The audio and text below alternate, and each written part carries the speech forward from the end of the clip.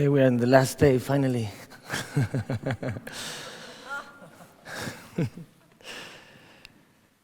Time passes fast, doesn't it? So yesterday was pretty intense, right? But today, I think we've rested and we're fresh again. Every day is a metaphor of life. You know, you're reborn in the morning, and as the day passes by, and you see how your mind slowly starts getting more and more tired until you have to go to sleep. And then you fall asleep and wake up the next morning again, a different person.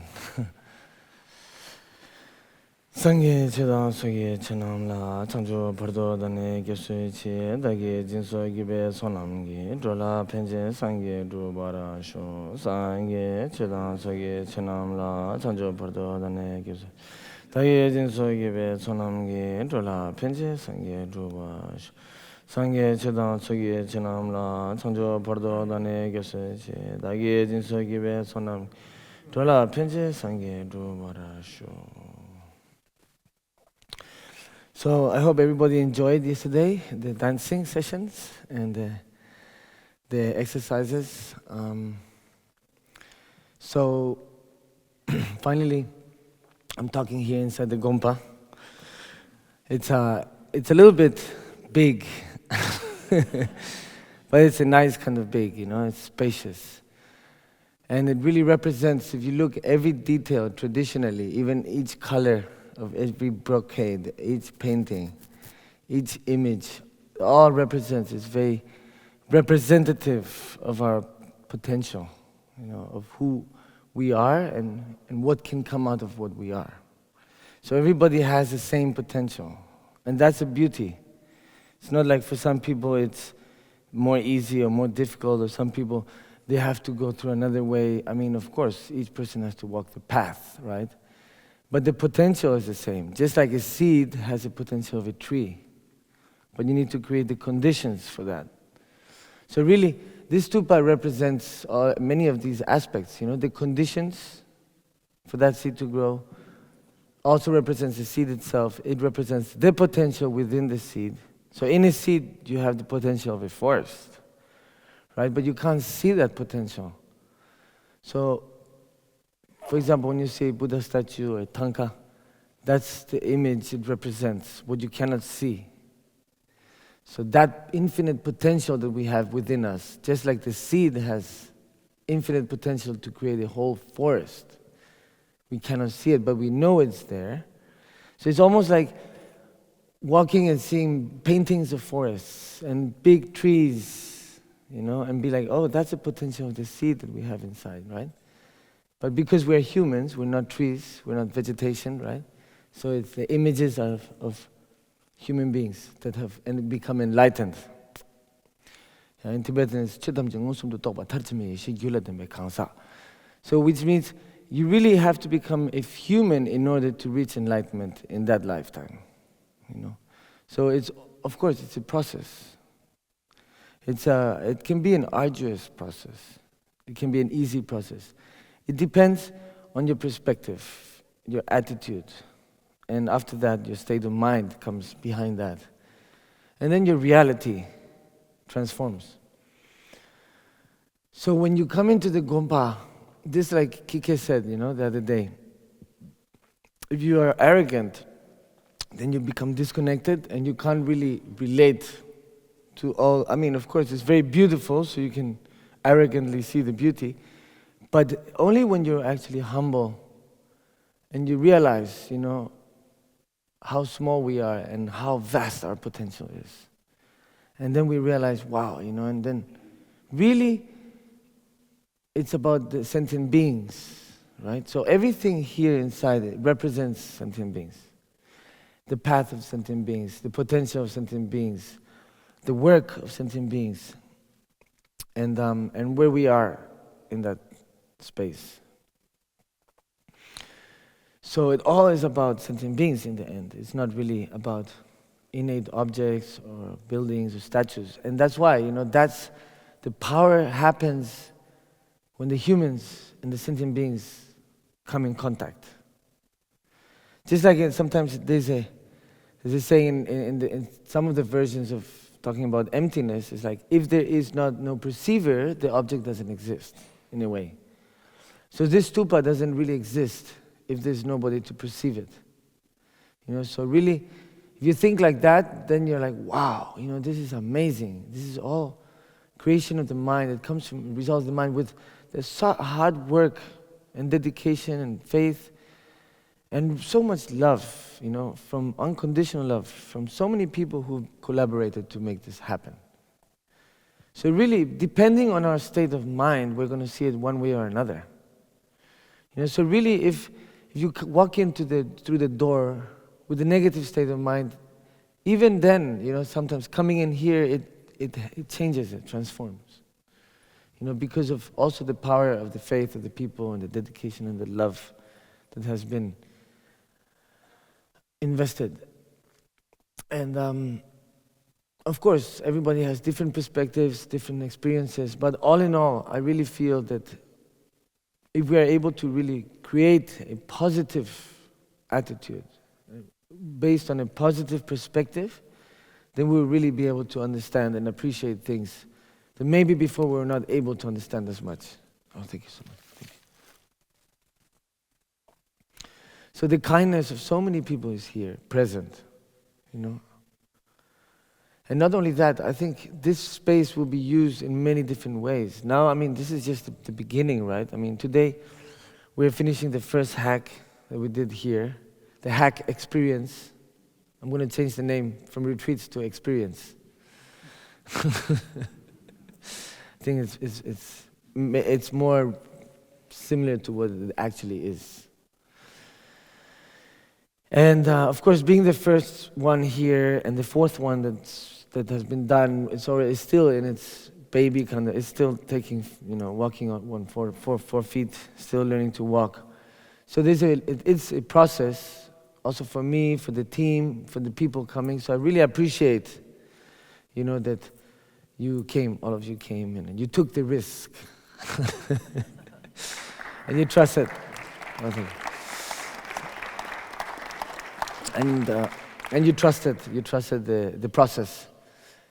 For me, of course, it is a process, and it is risky as well, because I don't know myself. I'm always happening every day, and every day I sometimes I react in one way, sometimes in another way. Sometimes I have triggers, I have this and that, but always observing, always trying my best to improve, to understand, to see, and most of all, to forgive and to apologize. I think that is really important. Whenever something happens, it's good because it triggers something, and then there's an effect, there's a movement, there's a creation. But then after, when you apologize and you actually put yourself there, vulnerable, then that's when really the change happens. The change occurs there. That's really, for me, that's the process, the beauty of change and learning and experience and exchanging, caring and sharing. That's why also, raising a family is probably one of the hardest practices that exists. Most of the yogis run away from that. Like, give me 20, 30 years in the cave. I'll take that any day.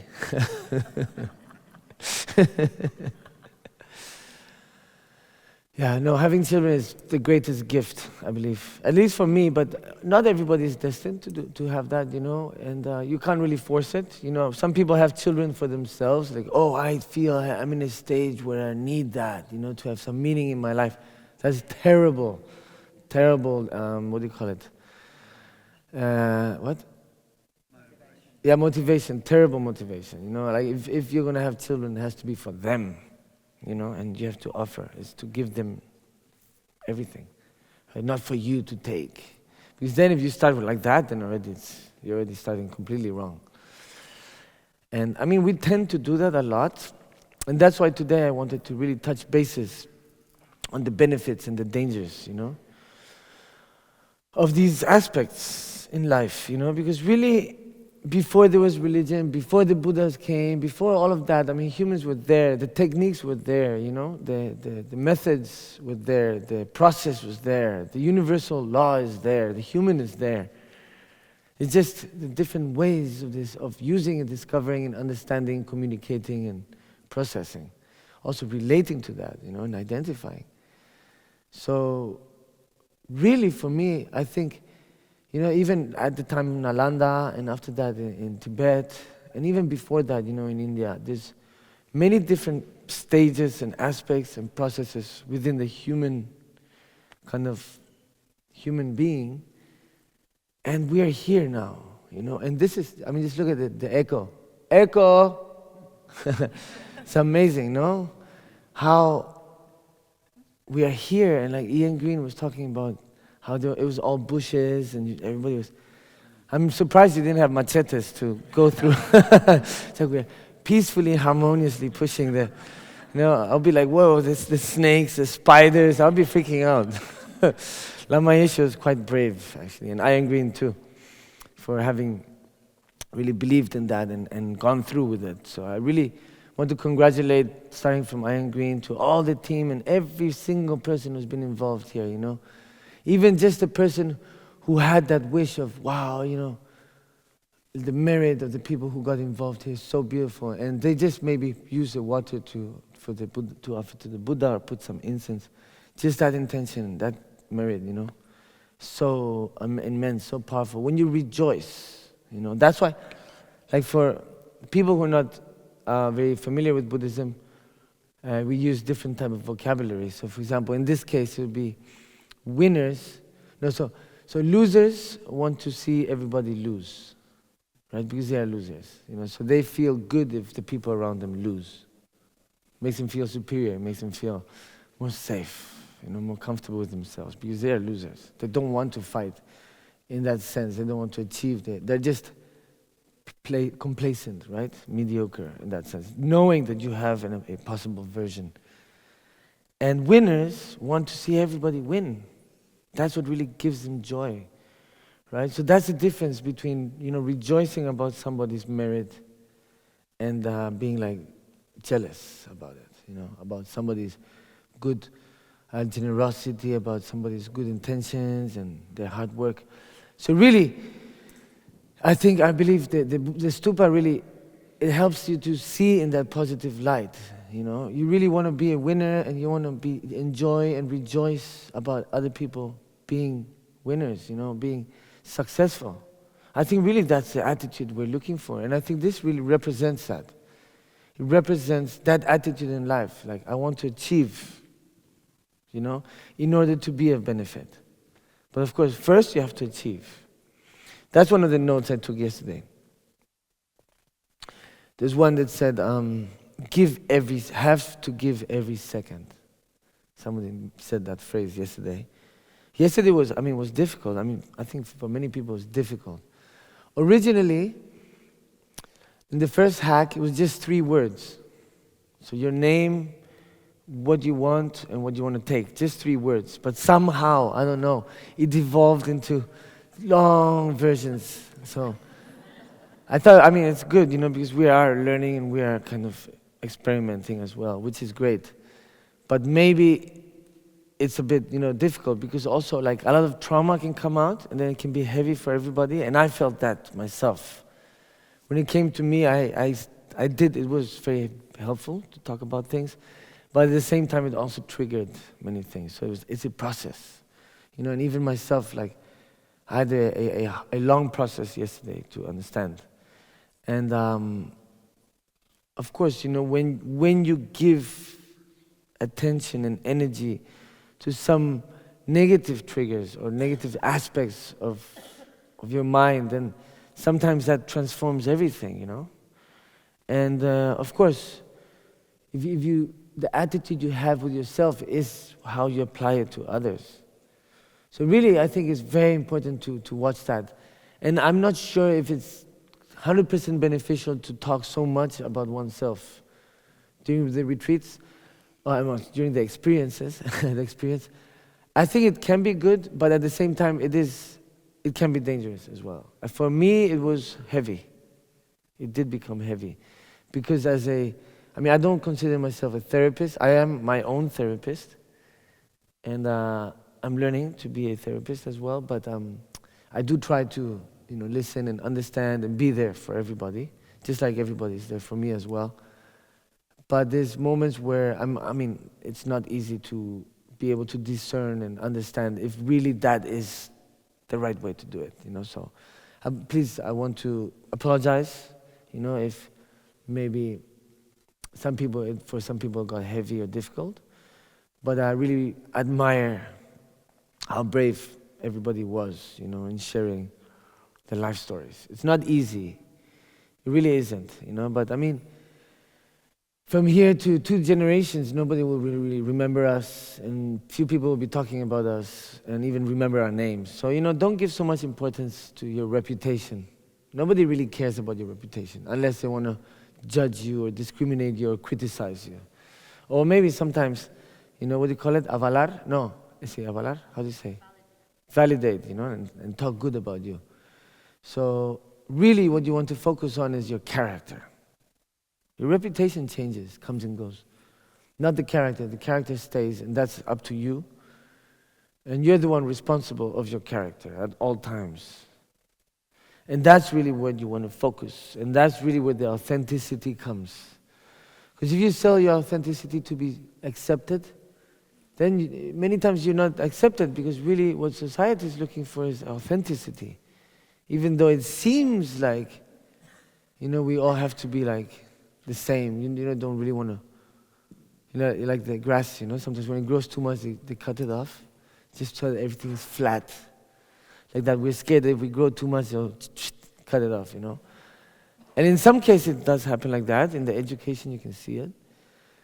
But I believe, that we do have to grow in all aspects, So if we just grow in one aspect, let's see, financially, but we don't grow spiritually.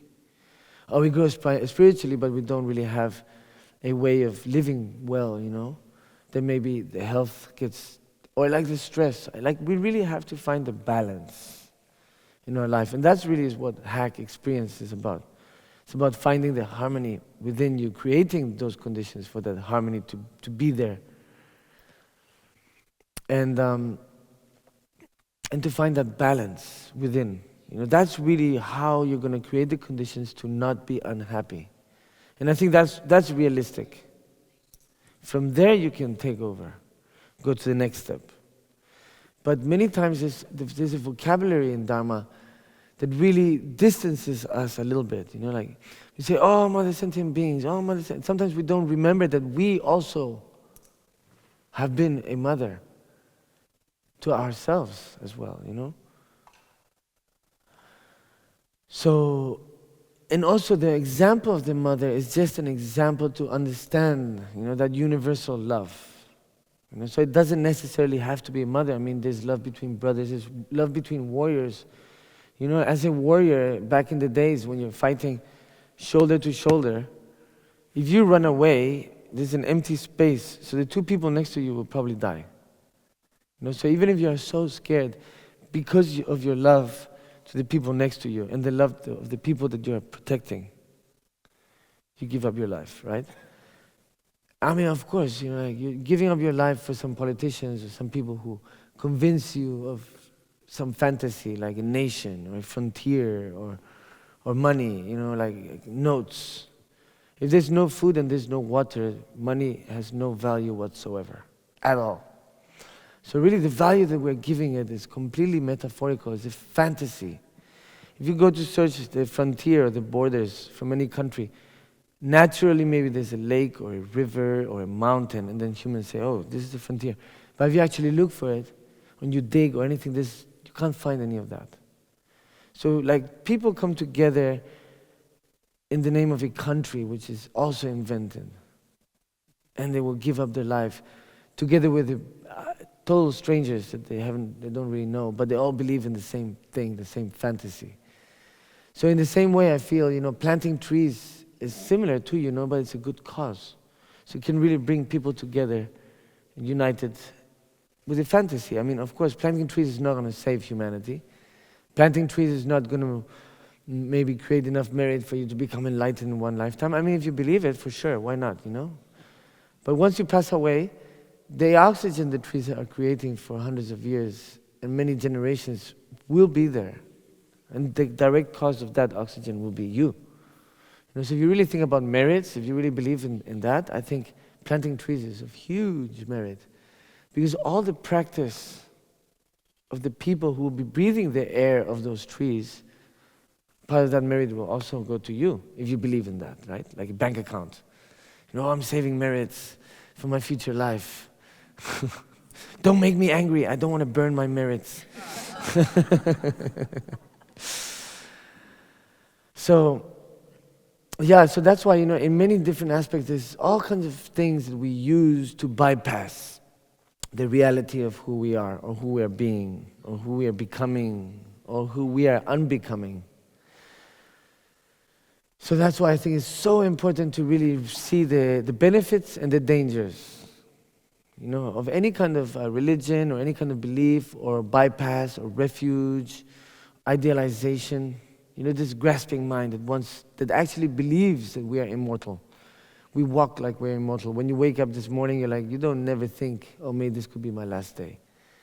You literally act as if you're immortal. And maybe for a while you are immortal.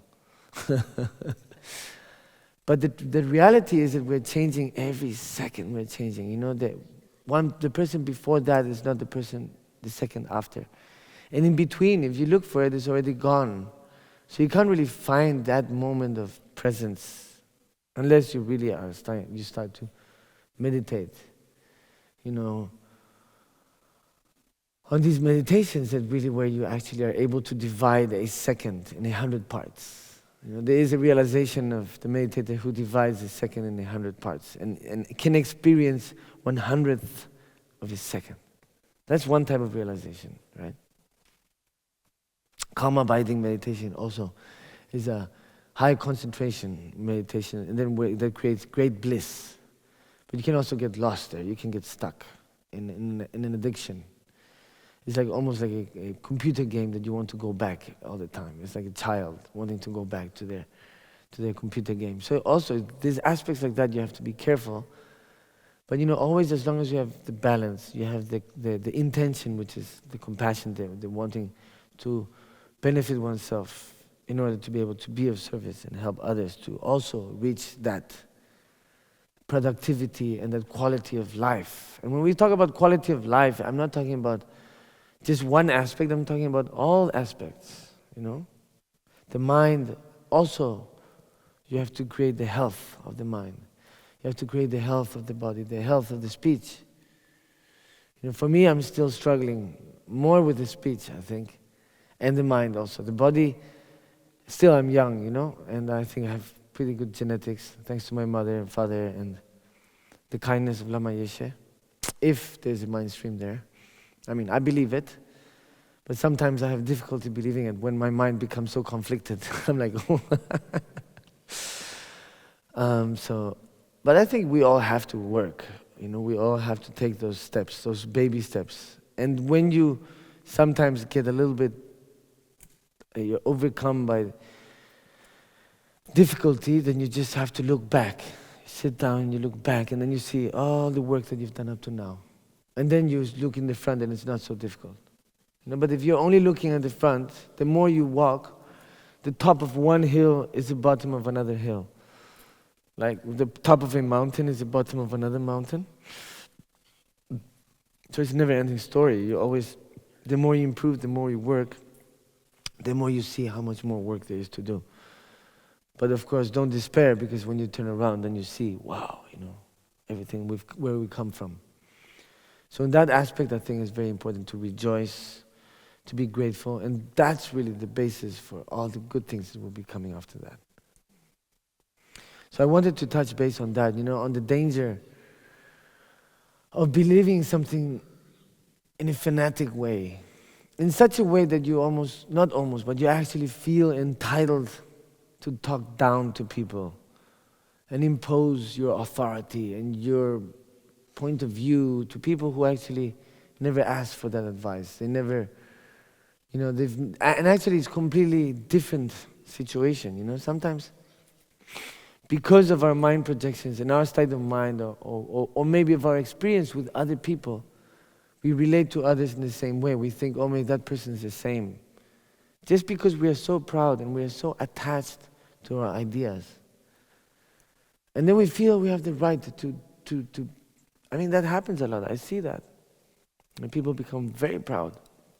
You just say, oh, I'm superior to the other people because I have more experience, I have more practice, I have more wisdom, I have come in contact with more gurus, or whatever it is, people who have more financial cushion, or people who have better studies, I'm saying like that because, I mean, come on. I know people who have a PhD in mechanic, and then there's a kid who's been working since he was 7 with a mechanic. And then the PhD person comes in, they have no clue, really. And the person who doesn't have any studies but has been working since 7, with his father or whatever, it's like that. They know everything. They don't need to study in that way. I mean, not always, but I've seen those cases, where really experience is much more, I wouldn't say practical, but there is a result that's more efficient than the studies, because many times the studies do condition us. The experience condition us in a different way. The studies, it's different. I mean, it's different, but we have this tendency, oh, this person has 2 PhDs or 3 PhDs, and we just, wow, he must be amazing. And then maybe somebody's just been working all his life, or all her life, but doesn't have any PhDs, and we have to tend to not really value that person as much. That is something I experienced when I lived on the street. So I made a point to live on the street because I really wanted to understand that in society, that level, that, what do you call it, that part of society, because most of us maybe have not experienced that. To not know where you're going to sleep, to not know what you're going to eat, to not know who you're going to meet or what's going to happen, if you're going to be cold or not, or if there's going to be violence or not, I mean, I have a friend who woke up with somebody pointing a machine gun in their face. Some of my friends that lived on the street, they had some experience. And then they would be so cold sometimes, they would get up in the middle of the night, run, and then go back to sleep for half an hour until they got cold again, then run again for 10 minutes, come back, sleep like that all night. Every half an hour they had to run. And they were so happy, so joyful, because of the attitude. That's really, for me, one of the most important lessons was when I lived on the street. How people were so kind. I would meet somebody just because I was dressed in a certain way. Of course, you start smelling, the clothes smell. I mean, I didn't have different clothes to wear, so I was wearing all the clothes on top because it would get cold. It was in Venice in February, so it was quite cold in the north. So you would just be wearing all your clothes together at the same time all the time. And you wouldn't take it off because it's cold at night, right? So you actually smell, you can tell. I mean, obviously you can see. If somebody's been living on the street just for 3 days, you can tell. So other people who lived on the street, they would say, I was 19 years old, so I was quite young. Now it would be very different if I did it, probably. And maybe they had the baguette, a whole baguette, and 4 euros in coins. They would meet me in the first minute, they would already give me half the baguette and 2 euros. Exactly half of what they had. And I'll be like, no, you can't get. And they're like, you have to accept it.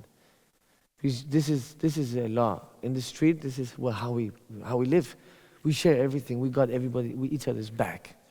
Like the brotherhood and the unity and the love, the unconditional love was just so inspiring. That for me, that was like true Dharma. I was like, wow, so many Buddhists living on the street. That's why I also have that, I just play with that word, I say, oh, I'm not Buddhist, ta-ta-ta-ta. I mean, of course, I'm just kind of like trying to move a little bit our mind that's so stuck in that concept. Oh, I am Buddhist, I am better. I am Buddhist, I'm a good person. So I don't have to worry about my attitude. I don't have to worry about how I talk to people. I don't have to worry what I project or what I expect or what all these things. We forget that's the danger. Right? When I was living on the street, I tell you, everybody is so kind to each other. And of course, there's many people who are suffering. And there's many people who are on the street by option. I met one guy who he was living on the street as a beggar, but then later it turned out he had one of these, what do you call it? Not platinum, even titanium card. I mean, you can buy like houses that cost hundreds of millions of dollars. He had one of those. Like he invited people for dinner one night. And then the owner of the restaurant wanted to invite him. He's like, no, he had just charged me. He suddenly takes out this card and everyone's like, what the hell is this? Why is he living on the street? Like the guy could buy 100 of those restaurants with that card, like that. And he didn't take it out until the last moment. And then he did, like, he didn't want people to know. But I thought that was very interesting how when you're living on the street, because of your appearance, society gives you like a projection, and that projection automatically gives you a sense, like your value as a human being drops just because of the attitude of the people, of what they project on you. You know, but really you don't know who's, like, appearances are always, what do you call it? Engañan, siempre engañan. Yeah, appearances always deceive. You know, this is the thing. And because we're creatures of memory and habit, we tend to follow that pattern, that dynamic. You know, and that's exactly why Buddha, when he was teaching Vipassana, he was saying, instead of grasping and reacting or rejecting or being indifferent and conditioning in such a way, things that we like, we don't like, or we don't care about, really the trick is to be equanimous, to have an equanimic state of mind, equanimous attitude towards all of these aspects, so that we don't condition it, and then we are actually able to appreciate things as they are. You know, then we can really see somebody.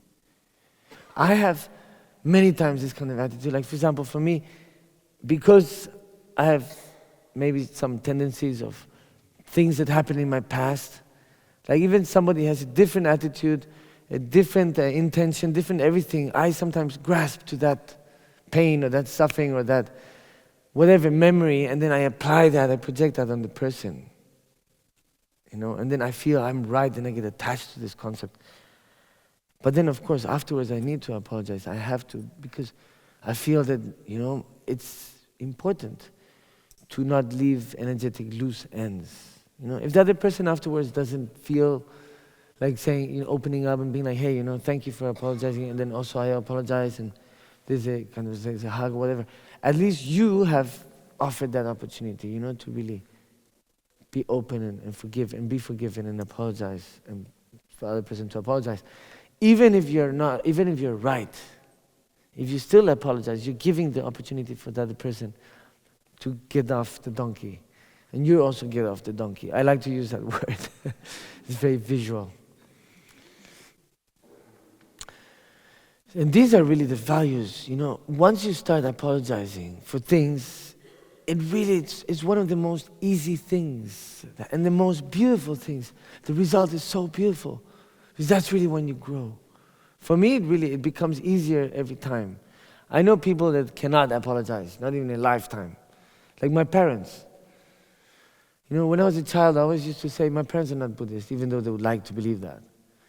Because I've seen them together one time in my life, only. One time. And that was when I was enthroned in the monastery, when I was 6 years old. They made a huge effort to come together and be there for their son. For a short period of time. That's why I got so attached to that idealization of my parents together. Because I only saw that one time in my life. And then, of course, I suffered a lot based on that. Because that was an idealization. It's like unrealistic. You know, idealizations are unrealistic because we are creating a projection in our mind that has nothing to do with reality. That's why when you're equanimous, you actually allow that from that space for that to come. And that's when you really are able to be present and see things and understand things. If you're not equanimous, then everything becomes conditional, and you create projections based on your memories, on your fears, on your desires, and it just becomes a mix of all these things. And then on top of that, you get so attached to your idea. Anything anybody says to you, you're like, "Rah!" Because you're so attached, you have to protect that, you know. And even if, for example, if you get attached to ideas, and you base everything you do, your energy, your space, your time, your attention for the past 20 years, for example, then of course you become so protective. Nobody can say anything because it would just everything would just fall apart, everything you've built, because maybe you built it based on those ideas. So really it's very dangerous in that aspect, to bypass, to use idealizations, because in the end religion is also an idealization in a way. The guru can be an idealization. Even the concept of, the potential of my Buddhahood can be an idealization as well. So you have to be able to be aware of that aspect and treat it as a very soft flower, very, like, for a baby or a seed that's growing as a flower, you have to take care of it with a lot of love. Just like Kiki was saying, with education. You can't force a plant or a tomato to grow, come on! Shout at it every day. It's not going to grow faster because you're shouting at it. On the contrary, if you actually, it's proven by science, if you speak kindly to a plant, it will grow and will be much more healthy than if you talk badly to a plant. Right? I'm not saying you should talk badly to see if it works or not, but it does, so don't worry, you don't need to do it.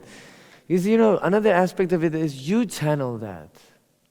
So, of course, maybe you're talking bad to the plant or to a person, but actually, who are you harming the most? You're harming yourself. So you have to channel that. And then not only that, if you're criticizing or talking bad and negative, that person who's observing you also has a rejection towards you. Maybe many people are very kind of polite, so they don't say anything. They just smile at you and like, okay, oh yes, yes.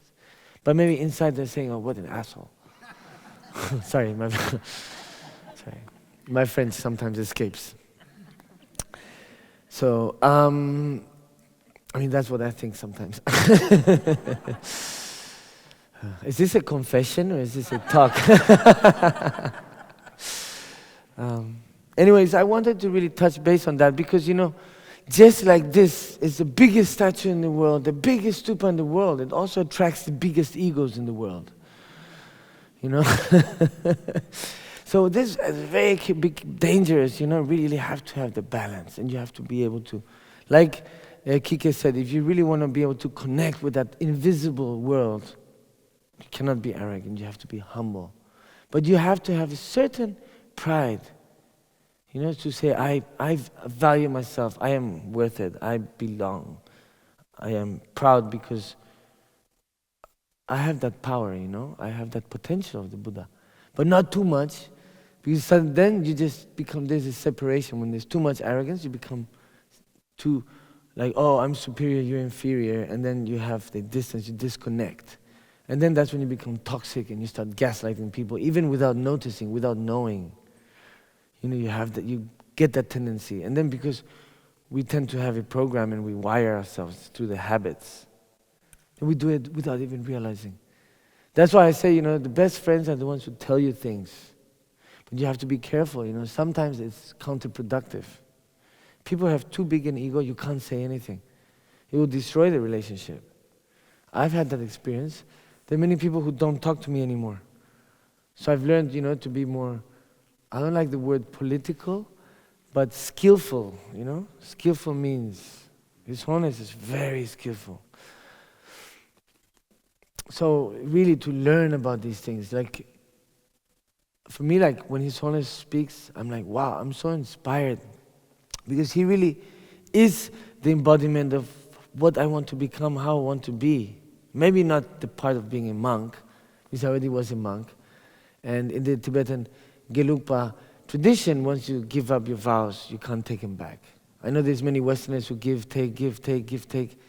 That's not. That's different traditions, like Theravada or Hinayana. Sometimes they take and they can give, and they take and give, and like that. But in the Tibetan Gelugpa tradition, once you become a monk, it's for lifetime, and if you give it away, that's it. There's no, this is concept of wearing the robes again doesn't exist, okay? I'm a Tibetan. I grew up with Tibetans. My mentality is Tibetan. I'm very traditional Tibetan. But I'm also opening up to other ways. So for me, my job really is to create a bridge between the East and West. That's the whole point. I believe that was Lama Yeshe's intention. And I think Lama Yeshe probably divided into many different mind streams. I'm just the one who has to, be there. But I think Lama is divided in other aspects as well. Yeah. I'm just a guinea pig. Actually, as a child, there's one person who was interviewed and he called me an experiment. And I got so angry as a child, I must have been 8, 9 years old. I'm not an experiment. I'm a human being. And the person who said it, he felt so bad, so bad. He kept apologizing for many years after that. I'm so sorry. It escaped my mouth. And I'm like, yeah, that's because you have it in your subconscious. I could be quite mean as a child, I would really bash people. But I was also really kind to people, depending. Because you have no filters. As a child, you have no filters. You just say what you see. And I appreciate that. But sometimes, as adults, we have to be careful. We have a responsibility. You have to have a compassionate attitude, Sometimes I lose that. Because I have to also work on that compassion with myself. That's really something very important. And that's why the meditation of self-compassion and altruism is so important, to have that balance together. So anyway, I wanted to talk about that, the benefits of Dharma and everything that represents Dharma, like everything inside here, and the danger, of using that in the bad way or getting lost in order to convince yourself of something that you're not, right? And then when somebody comes to you, it's like, oh, what are you meditating on? I'm meditating on patience. And then what happens? Until you don't have an external agent or a trigger, that's what they say, Pagla Shaba. Anybody speaks Tibetan here? No Tibetan speakers? So Pagla Shaba, the pride is Pagla Shaba, the anger is Pagla Shaba, the attachment Pagla Shaba. It's hidden. And sometimes in very subtle ways, the ego can hide itself in camouflage so well. Wow. And it's so good that when people point it out to you, you just leash out to them, like, "Rawr, you're toxic." But actually, maybe I'm toxic. I see that in the other person, but because I don't want to see it in myself. So like, you're toxic, you're gaslighting, you're this, da. But actually, I'm the first one doing it. And for me, it's like, wow, maybe at the moment I don't realize, but then after when I see it, I'm like, uh-oh, I have to talk to that person tomorrow, hopefully, And when you do, and the other person is not affected, they're like, don't worry, it's okay, it's a process, I understand, I love you and you love me, da. Poof, it's so beautiful, But you have to be careful in relationships with that, for example. There's no going back in a relationship. Once you, just like the Sufis, the Sufis, they say, it's a word said fast without thinking is like an arrow that's shot. Once it's shot, you can't take it back. So in relationships, if you lose that respect for somebody, you can never go back to that ever again. So that's why already that first time in Spanish you say faltar respeto. How do you say in English? Disrespect. That first action or body, speech and mind attitude of disrespecting someone, one time is enough to destroy a relationship forever. That's why you have to be so careful. You really have to guard your body and speech and mind all the time. Slowly. Of course, that's why, one of the things to be grateful for is the people who are in your life who give you that space for that transformation to occur. Because if you have that tendency of like, you leash out, you react, and then the next day you try to come back and you're like, hey, I'm sorry, I made a mistake, and the other person is like, and then you're like, and then it becomes even worse, right? That tends to happen. That's true friendship is people that see that part of you and love you unconditionally, even with that, and allow you the space that you need for that transformation to happen. Sometimes, some people keep a grudge because you didn't apologize. And then when you do apologize, they're like too proud, they're already stuck up in their ideas. So that space, that you offer the space, sometimes some people need 2 years to apologize. Think about that. And in those 2 years, to just give the space and not really have a grudge and to be able to be there for them, until they reach that moment of evolution and process. Now that's love. When somebody is helping you while they're struggling, that's love. When people doesn't have anything and they give you everything they have, that's love.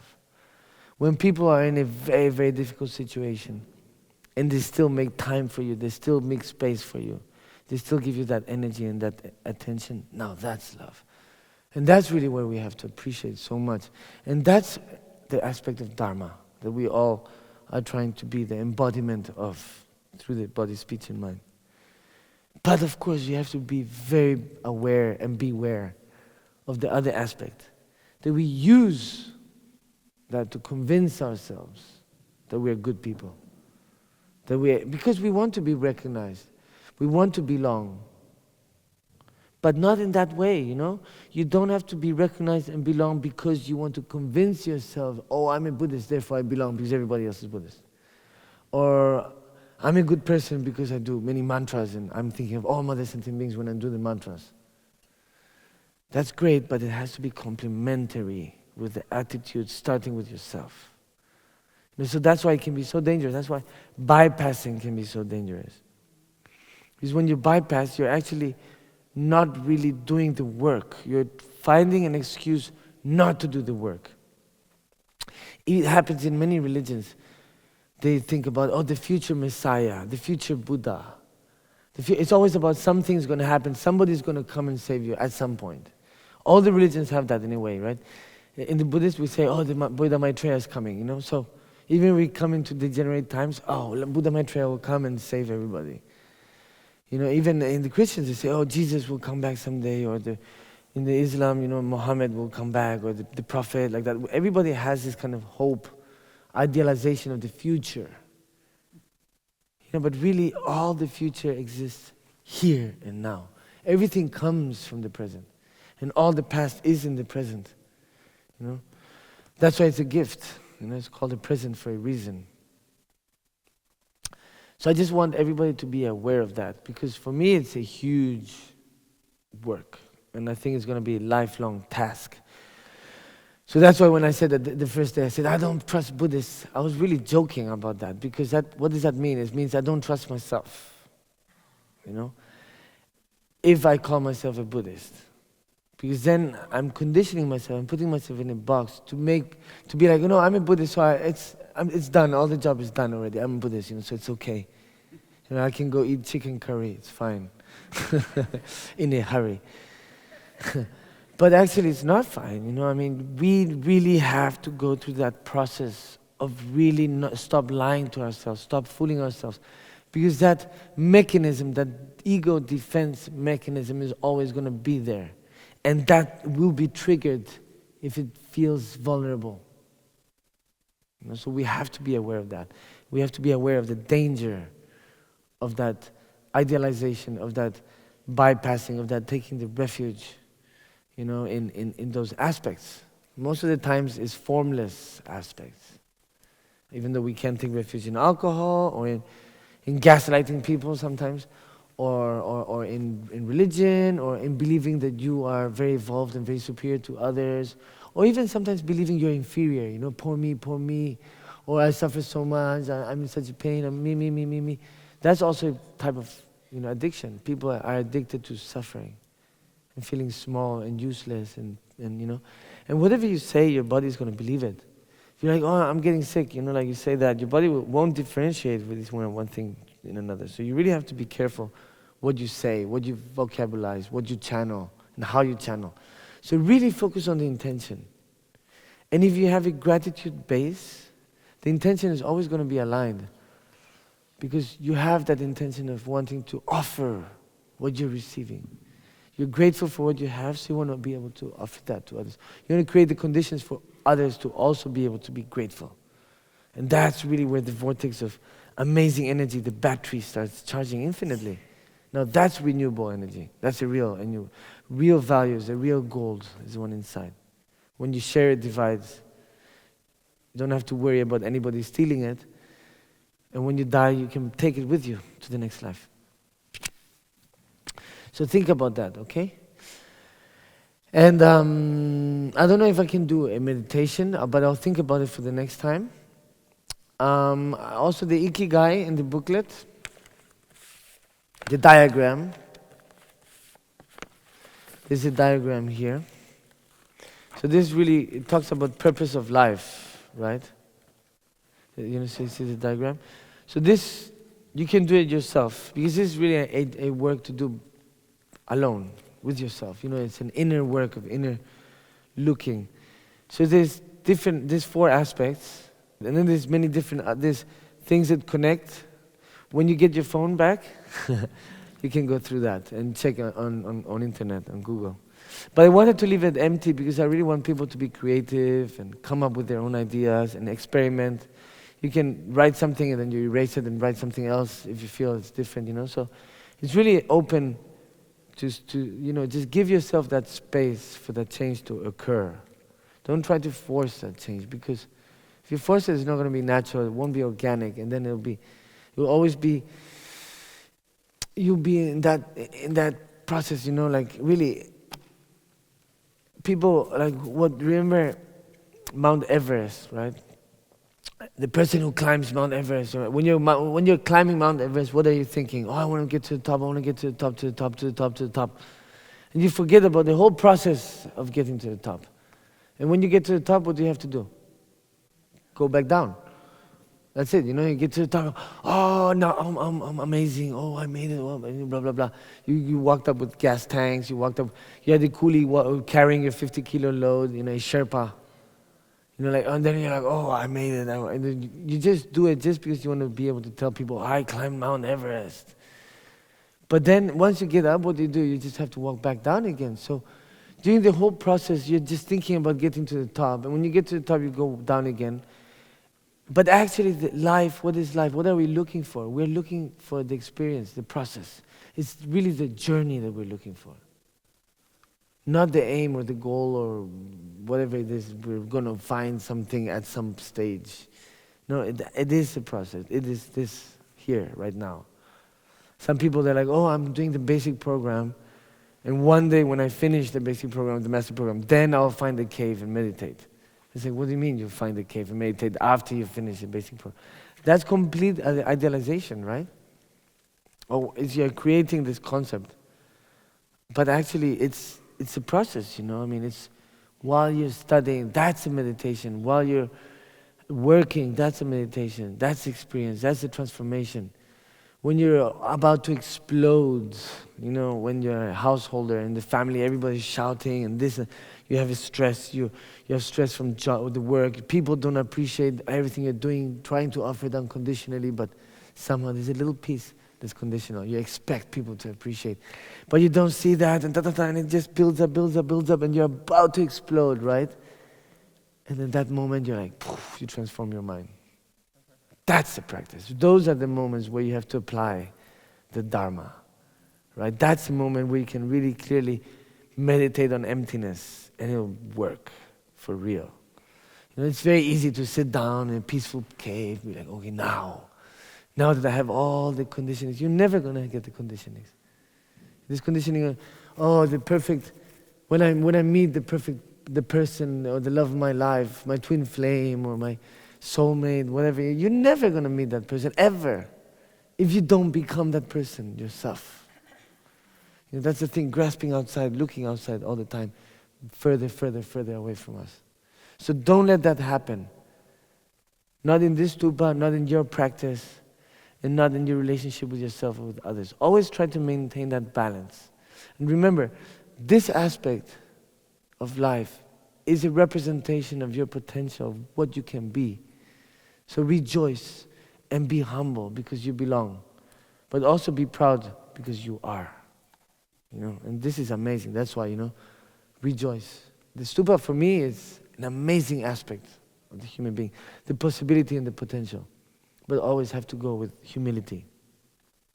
So beware, you know, if you think maybe you're attracted here because it's the biggest in the world, biggest this, biggest that, maybe think, you know, check. Oh, maybe also my ego is a bit big. But when you check, there's no ego. It's empty from its own side. You can't find it. So I really wanted to talk about that, the dangers and the benefits, you know. You know, a knife can be very beneficial to chop vegetables. But if you're not concentrated, if you're not conscious, if you're not aware and mindful, it can become, instead of vegetarian lunch, it can become meat lunch. You know, the finger, cut your finger.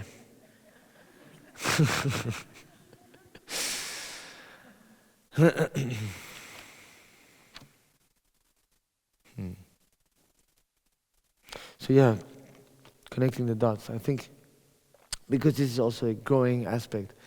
The logo is a lotus flower, right? Just like a phoenix also. And there's another thing also, I forgot now, there's another aspect like that, which is the transformation. You know, it represents the lotus, it represents transformation. The phoenix represents transformation. There's many aspects like that in life, you know, of transforming things that you think that will really take you down, but actually that's what really helps you to become even stronger and better. That's one of the things I used to like about Donald Trump. You know, whatever people say and do to him, he always turns it around and uses it to become more famous and more popular and more. It's like, how does this, you know, like that's one of the qualities he has, you know. It doesn't matter how hard the situation is, he uses it to even become bigger, you know. So everybody has good qualities, everybody has bad qualities, but you know, you focus on that, you know, and say, okay, oh, interesting. Maybe it's a bad example. But you understand what I mean. You know, I really admired the way he did it, you know. I admire how he flips the omelette around. So, there's something else I wanted to touch bases on, but it disappeared. There's so much space here, you know, so it must have hidden somewhere. Can't find it anymore. Yeah, so connecting the dots I think is important. Slowly, you know, you can understand the connection between the different talks and all the experiences and the process, you know, between the group. All of those aspects I think is very important to start to connect, you know, and to understand. Make your own conclusions based on your own experience, but don't get too attached to that. Be open to other people's observations and feelings and understanding. That'll make you a happier person. The less attached you are to your ideas, the less attached you are to your ego, the less suffering you'll have, you know? And the more you will rejoice in other people's happiness. And bienestar, ¿cómo se dice? Bienestar. Well-being and other people's well-being, you'll also rejoice in that. And that automatically will help you also to have more well-being. So it keeps growing and growing and growing, you know? So, yeah. I had so many notes, but I haven't really touched on any of the notes, which I think is a good thing, actually, you know. So if I have to go through the notes, then yeah, I wanted to maybe talk about. I'm going to read this short excerpt, which I think is very auspicious. It talks about a little bit about emptiness in a simple way. So I'll read through this, and then we can call it a day. Because we still have a few activities today. Oh wow, that rhymes. See, when you're connected, the poetry comes out. Yes. Yeah, because we have a lot of gifts to give away. Do you have all the gifts prepared? Where are all the gifts? Huh? Almost. Still preparing? As we speak? Oh, wow. You see, everything's happening all the time. It's all happening. It's here now. It's not going to happen someday or it already happened. No, it's happening all the time. It's happening. You know. Maybe we should change it to hippening. You know, the hippies started the movement, right? So it's hippening. It's still hippening. You know, we really have to be grateful to all the hippies at the beginning, like Stripey. Is it Stripey? Is that your name? Yeah.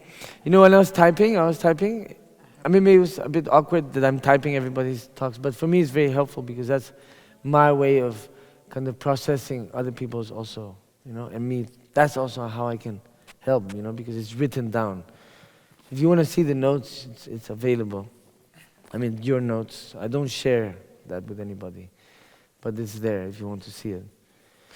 But when I wrote his name, auto spelling, I would write Stripey, and it would come Trippy.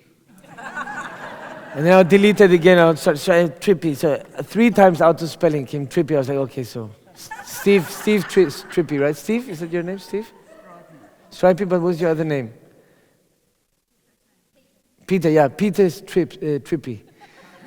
So that's how his name came out. So and then I asked him, did you take a lot of LSD back in the days? And it's like, yeah, I stopped already.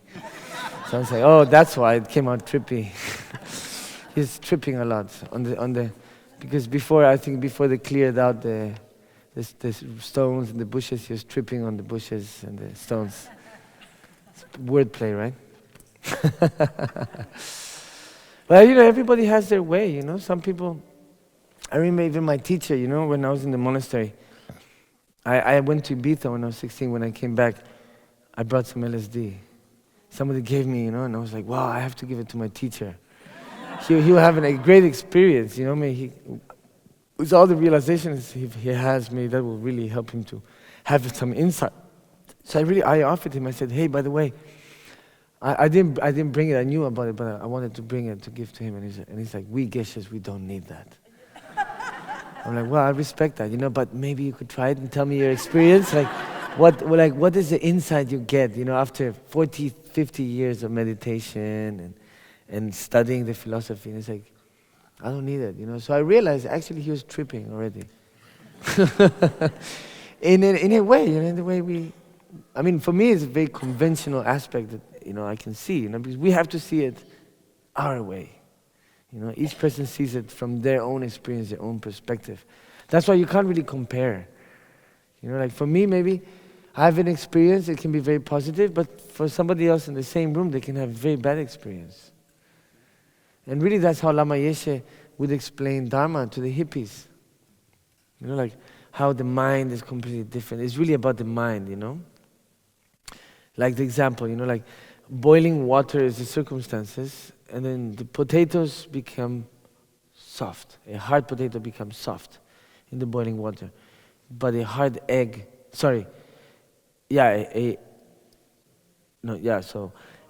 a hard potato becomes soft in the boiling water. And a soft egg becomes hard in the boiling water. But the boiling water is exactly the same. So the circumstances in life is not an excuse. You choose how to react. So you must take responsibility and stop looking outside so much.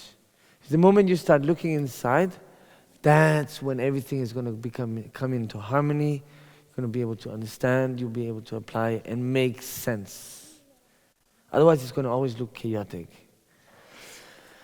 So I thought it was very auspicious to finish the retreat or the experience with this small short phrase. I don't know where it came from. It could be Mahamudra. I don't know where it came from actually. Probably Tom knows. Tom? Do you know where this excerpt comes from? Well, maybe when I read it... Sorry? Read it. Duh. Like he's got a clear voice. He must know. Yeah, I did read it in New Zealand on the last day. Do you remember? The voice from somewhere is answering. No, it's not answering anymore. Why don't you read it first? Yes, sir. Yes, boss. Okay, why do I say I'm walking? Now do you know? No? So, okay. So really, this is talking about emptiness. It's a concept. It's a way of trying to understand. Of course, you're not going to understand emptiness, but at least you have to plant it a little bit, small seed, because when you analyze it, when you actually take the time to think about it, already you're creating that habit, that process, that programming, that mind stream towards that. So that's why it's very auspicious. Everything is auspicious. Everything that you see in the Gompa is auspicious. Everything is detailed in a traditional way that represents each color, each line, each part of the statue, of the flower, the arrangement of the flower, the water balls, everything has its reasoning and the aspect, representation. That's why when you actually study it and you understand it, for some people it's so beneficial. For some people, they need to maybe walk and go and get lost in the trees. For some people, maybe the trees is not, they don't get that what they need. So they have to come in here, and then they're like, wow, the power of the mind, the power of the human, belief, the ancestors, and then maybe they go out to the trees and they have some feeling after coming in here. Maybe some people have to go to the trees first, then they come here, then they have some feeling. So it's very relative, It's very relative, so we really can't generalize. Please, it's important. I made that mistake. And I'm still trying to correct it, because of the programming, We get so used to that programming, those habits really make, that pattern. So we really have to break through that. That's why habit alignment key is so important in our life. Because it takes time and you can't do it from one day to another. Anyways, I'll get down to the phrase. Why do I say I'm walking? Then you analyze. You look for the reason.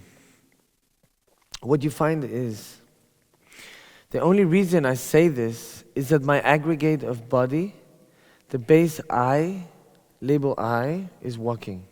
Your body is walking.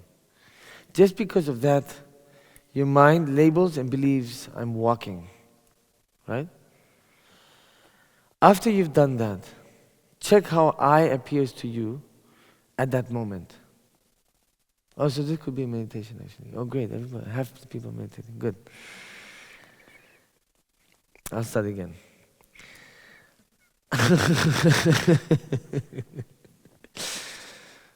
After you've done that, check how I appears to you at that moment. So which moment are we talking about? We're talking about the moment between each thought.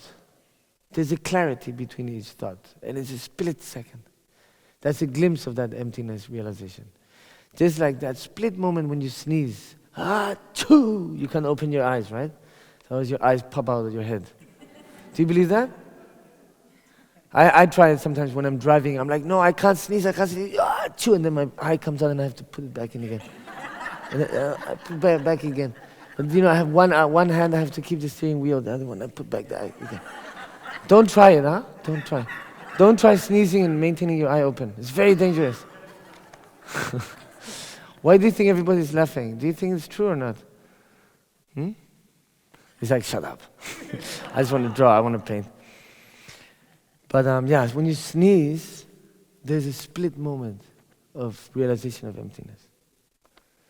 Remember when Gyatso was in deep samadhi yesterday? And then when he heard the name, when you're talking, nothing, and he's still deep samadhi. But the moment he hears the moment, Gyatso. Gyatso is a merely labeled concept of I. And then inside the dream, inside that deep state of mind of the dream, boom, even inside the dream you have the concept of I. So then waking inside the dream, emptiness, Gyatso, boom, and then Gyatso is waking up. First waking up inside the dream, and then waking up inside the real dream. Because the dream is just a dream inside the dream, right? But if you can wake up inside the dream, then you can wake up in the real dream. Just like in the Matrix, right?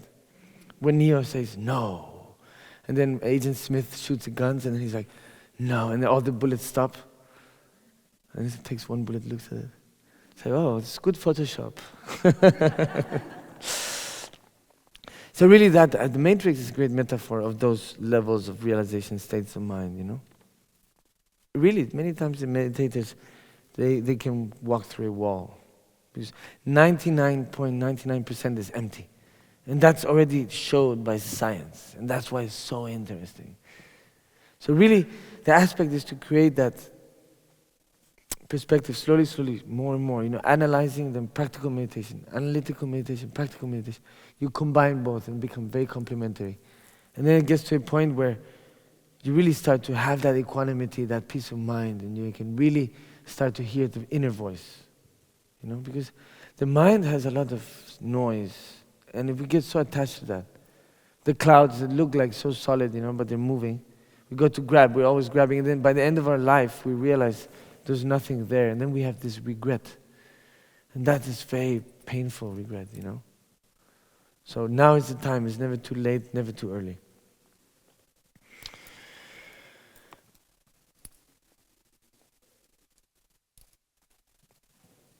So you check, right? You check how the eye appears to you in that moment. You have to check. Where is the eye? You can't find it. You can never find it. But somehow, that mechanism of the eye that protects that ego is always active. Even inside the dream. Even inside the dream we have that concept. So really, waking up in the dream is very auspicious because it helps you to wake up in life. Because the dream is just really a metaphor of life. That's why there's a lot of meditation that uses the dreams to practice, to wake up in real life. So I thought that was very auspicious, Gyatso, by the way. Okay, so remember, life is a meditation. All the time you can use it as meditation. After you've done that, check how your eye appears to you at that moment. Is it the same as before, or has there been a change? So when you have like a sneeze, when you yawn, when you have an orgasm, when you have thoughts, and between the thoughts is a split second of clarity. All those aspects, those are glimpses to that kind of realization of emptiness. So is it the same as before, or has there been a change? Usually you find that it's not the same, and there's been a definite change. Suddenly, the old view of a real eye in your body appearing from that side, the eye you have always believed to be there in your body has vanished, become non-existent. And that's the truth. It's not a false view. The old eye was a false one. When you do not meditate, do not analyze, the eye that appears to you and in which you believe so strongly, so attached, right? That's where all the suffering comes from that concept of the eye exists. The eye that seems to be on these aggregates in this body is the false one. In philosophical texts, we refer to the eye as inherently existing or existing by nature. In Western psychological terms, we call it the emotional eye. The emotional eye, the one that you believe is in your body or on your aggregates, is totally non-existent. That's why it's very simple, it's very easy actually. We don't need to suffer so much.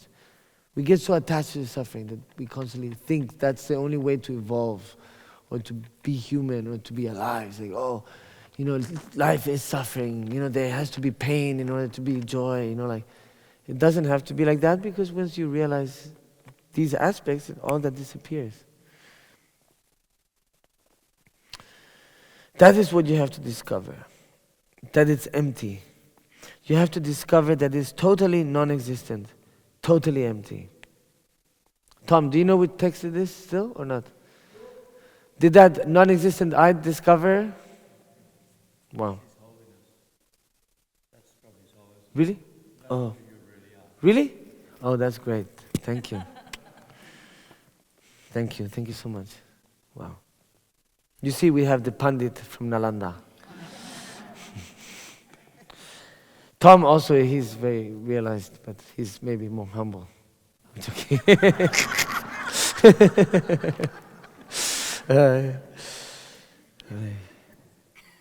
We're so lucky, to have His Holiness. It's so special. And the teachings of Lama Zopa, Lama Yeshe, and even to have Gyatso here, For me, Gyatso is one of the most inspiring humans that I know. Together, really, together with His Holiness the Dalai Lama and my teacher, Gengen Nichambel, Kensur Nichambel, he was the one who raised me. He's my father and mother. He was everything to me. So for me, really, and Lama Sopa Rinpoche, of course, for me, those people are really huge, amazing inspiration. For me, Gyatso is really one of the main reasons I'm here is because of Gyatso. Gyatso is who really inspired me. And I say, okay, if Gyatso is going to be there, then everything will be all right. Really. So it gave me a lot of confidence and trust in myself to say, okay, Even if I make big mistakes, at least Gyatso, he'll be there. He'll be like, okay, he can give me the pat on the back and be like, it's okay. Feed that ego a little bit inside of me. It's okay. You did a good job. I need that pat in the back sometimes. Even though actually it's not necessary, because really all of that is empty from his own side. And when you really think about it, it's like, wow, poof, you have everything.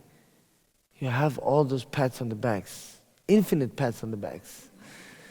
Because it's like when it's empty, then everything is there.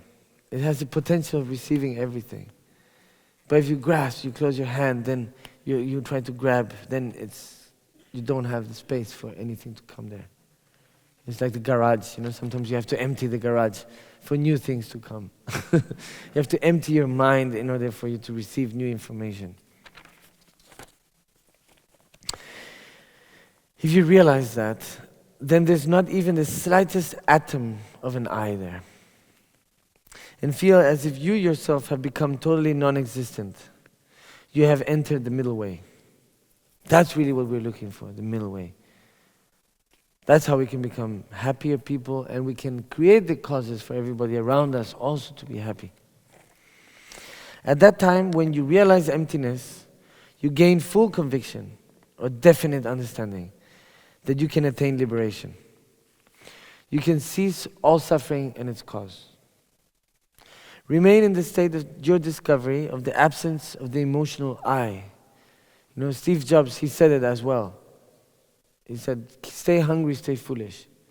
And that's very important, stay hungry, stay foolish.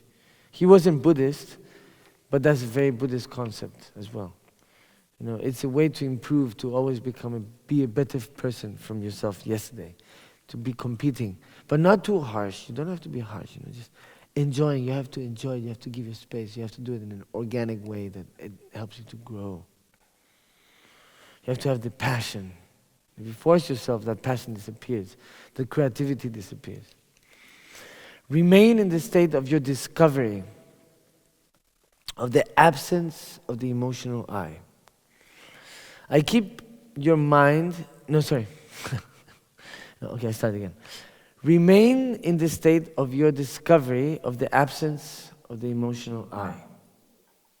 Keep your mind in the emptiness of that.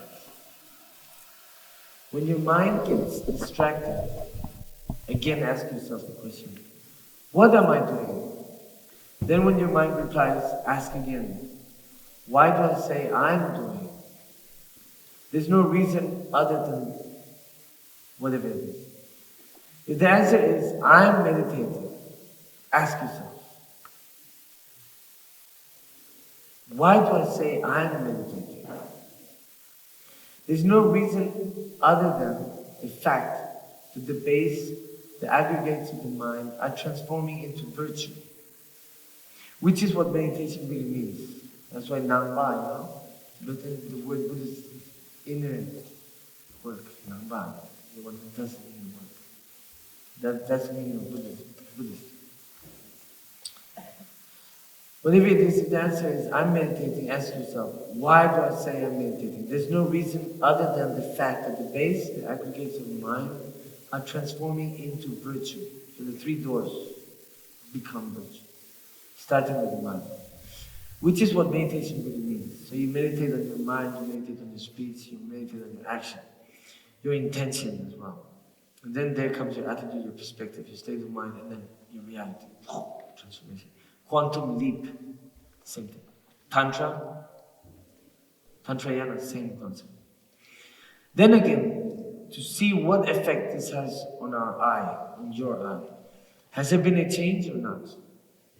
Doing this meditation again and again helps you see the false eye more and more clearly. This way we can be more compassionate with others, we can be more compassionate with us, we can be more self-reliant, we can believe in ourselves more, we can be more productive, more creative, more open-minded, more free, younger as well. My grandfather was very young, even though he was 96.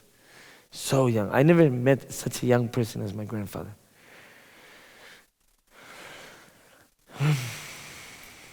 Helps you to see the false eye more and more clearly. The more clearly you see the false eye, the emotional eye, the eye that doesn't exist from its own side, the more clearly you see, the better you recognize emptiness.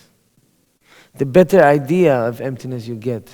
And that's where you start creating the conditionings to have that experience through this analytical meditation. Okay?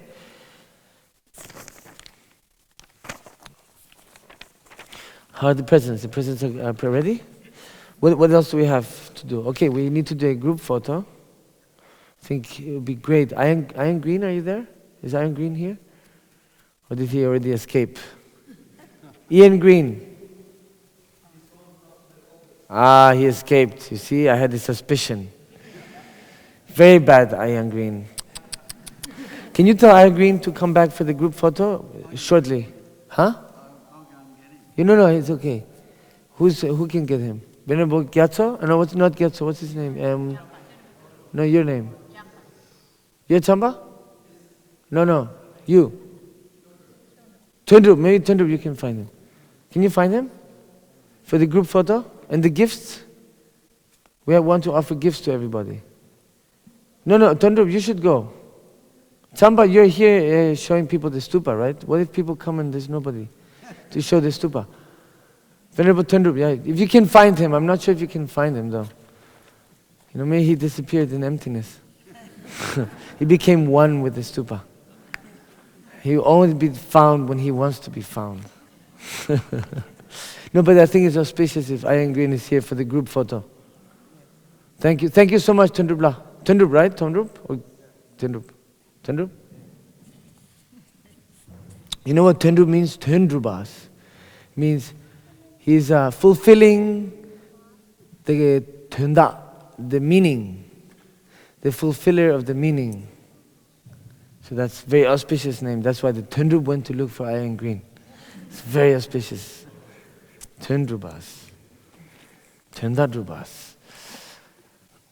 Okay, so group photo, don't forget, with the Jade Buddha and Padmasambhava and Chandrasekh Avalokiteshvara. That would be so good. All the 3 Buddhas will fit, no, in the group? If we all sit down here, I think, and you take a photo from there. Even maybe we can take a photo from the top. Everybody here from the top, maybe a photo? You think that will be possible? We will need somebody to open the door upstairs, yeah? Okay, who's the official photographer here? Yeah? Okay, so maybe you can go upstairs, but don't break your leg, huh? I know people say break your leg for good luck, but not in this case, okay? But good luck anyways. But you don't need the good luck, because you already have it. We're billionaires, we're trillionaires in merit, actually. It's more realistic to become a Buddha in this lifetime than to become a millionaire in money. Seriously, everybody's like, idealizing, grasping to this concept of becoming a millionaire. I tell you, it's more realistic to become a Buddha in this lifetime than becoming a millionaire. Think about that. Really. We're already millionaires in merit, so come on. Very close. Very, very close. Very, very close.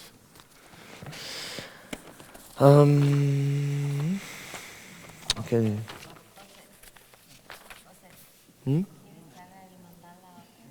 ¿Qué mandala? ¿Para quién? ¿Para quién? ¿Para los budas? No hace falta. Está bien, ya. Si a ellos no se les ocurre, así son las cosas. A ver, yeah, I think that's it. That's probably it. Infinite hug as well. Oh yeah, the infinite hug, we can do it outside in the forest. In the forest? Well, I mean in nature. It would be nice to do it in nature. Yeah, I think that's it. Covered most of it. So anyway, so remember to take care of each other. Take care of oneself. Be kind to oneself. Be kind to everybody around you. And if you make some mistakes, don't worry, you can still apologize. And if somebody forgives you or apologizes to you, make sure you forgive them and you apologize to them as well. It's a beautiful feeling. It's a great feeling. Okay? Thank you so much.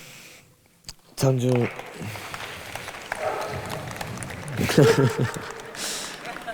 Sanjo Sanjo Rimbo Jemake Banam Kiyuje Kiwaran Barame Baria Hone Hundu Pewa Sho Kiwadi Nudo Dalama Sangi Dugene Duara Chigamale Bate Sala Gibas Karirawe Koe Shingamdi Pedandewa Mole Joene Generation Tenzin Osel Shabe Side Pardo. Thank you.